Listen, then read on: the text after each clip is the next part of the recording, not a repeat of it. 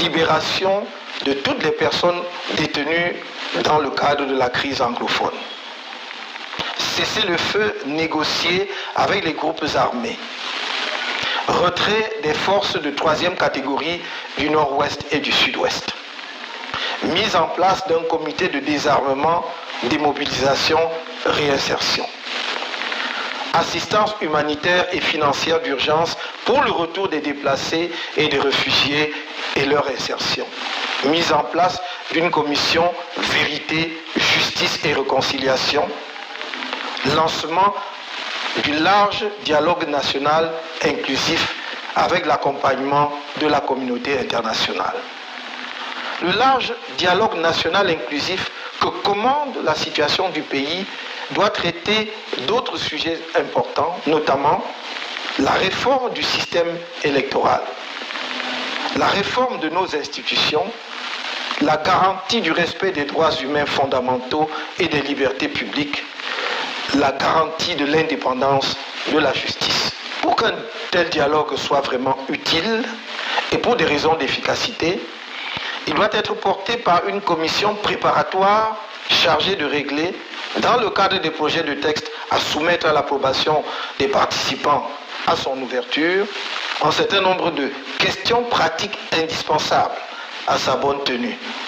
Il s'agit notamment du projet d'ordre du jour, des dates et du calendrier de l'événement, de l'organisation du bureau du dialogue, de l'organisation des débats et des modalités de prise de décision, de l'affirmation du caractère obligatoire des résolutions du dialogue, du calendrier de mise en œuvre de ces résolutions, du mécanisme de suivi de cette mise en œuvre.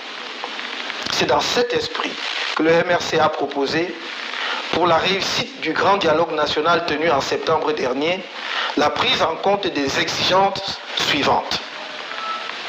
La conduite des débats par une personnalité neutre, jouissant d'une expérience avérée dans la résolution des conflits et approuvée de manière consensuelle par les participants. L'implication de la communauté internationale et de certaines puissances, notamment les Nations Unies, l'Union africaine, l'Union européenne, les États-Unis, la France, la Grande-Bretagne, l'Allemagne, le Canada, au regard de la grande méfiance entre les parties, de l'expérience des organisations et des puissances en question dans la résolution des conflits et de la crédibilité qu'elles apporteraient à ce processus.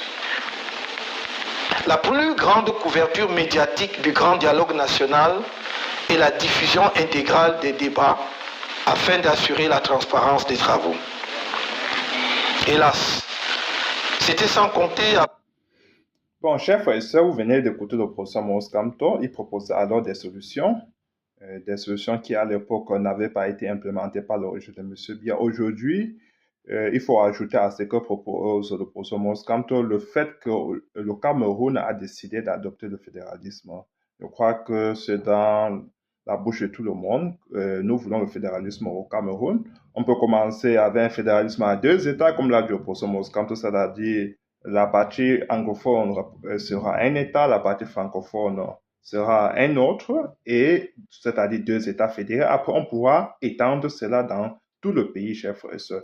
Ce sont les propositions du professeur Maurice Kamto, ce n'est pas de la politique politicienne. Et il faut le rappeler ici qu'avant même la guerre ne commence dans les régions du Nord et du Sud, le professeur Maurice Kamto, déjà après son entrée dans l'arène politique, dans le projet du MRC, avait déjà précisé, mentionné qu'il y avait un problème anglophone au Cameroun et qu'il fallait le résoudre immédiatement. Parce qu'il avait toujours dit les anglophones n'étaient pas à l'aise, les anglophones avaient un certain nombre de problèmes qu'ils soulignaient, ils trouvaient qu'ils étaient considérés comme des citoyens de seconde zone, comme des citoyens à part, et non pas comme des Camerounais à part entière. Le professeur Maurice Kamto avait souligné le fait qu'il fallait les écouter.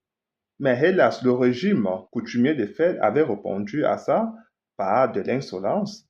Et quand la crise a commencé dans la région du Sud-Ouest, vous avez vu, ils ont envoyé des militaires là-bas, ils ont envoyé les jeunes étudiants dans la fange les a fait manger la boue, marcher.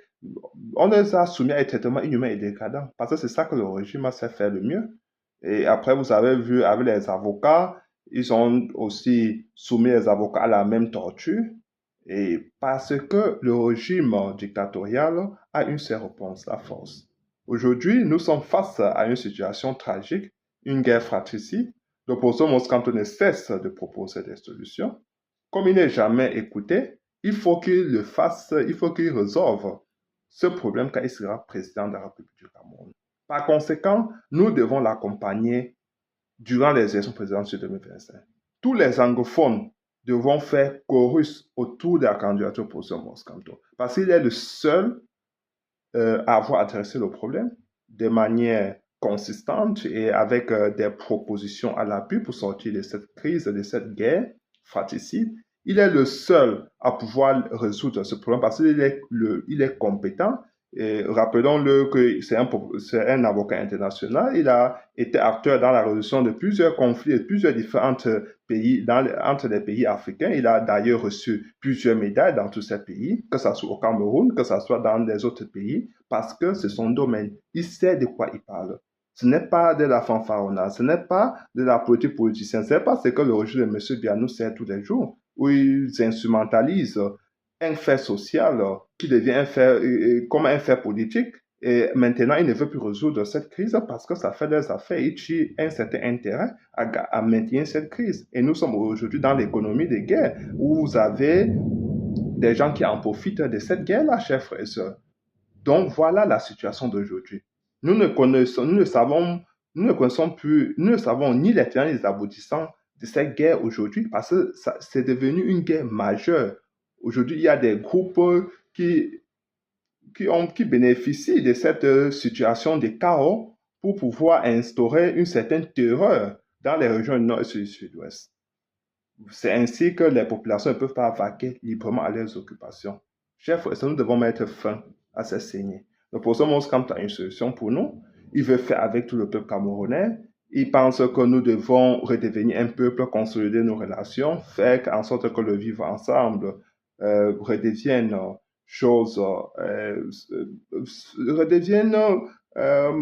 normal, redevienne celui qui fut un temps à l'époque d'Amadou Ahidjo, où il y avait une certaine fraternité républicaine, chers frères et sœurs. Nous avons besoin de se vivre ensemble. Pour cela, nous devons faire en sorte que toutes les populations anglophones redeviennent nos frères. Nous devons nous réconcilier avec eux. Nous devons les accompagner. Et nous savons que beaucoup d'eux ont perdu leurs proches. Ils ressentent un certain dédain pour certains compatriotes parce que songez qu'il y a eu certains de ce régime qui ont été condescendants vis-à-vis des populations anglophones et donc aujourd'hui ils ressentent une certaine animosité vis-à-vis de ces gens. Mais nous devons ramener nos frères et sœurs anglophones pour qu'ils ressentent notre chaleur, pour qu'ils sachent qu'ils ne sont pas seuls. Nous devons les accompagner. Nous souffrons tous. Pour cela, nous devons nous souder les coudes. Nous devons accompagner le professeur Moscanto parce qu'avec lui, le Cameroun sera prospère. Chers frères et sœurs, partagez cette vidéo et surtout abonnez-vous. OK? N'oubliez pas d'aller accomplir votre devoir citoyen. Qui signifie qu'il faut d'abord s'inscrire massivement, voter massivement le professeur Moscanto et être prêt à défendre votre vote. Allez accomplir votre devoir citoyen, chers frères et sœurs. Bonne soirée. Ciao.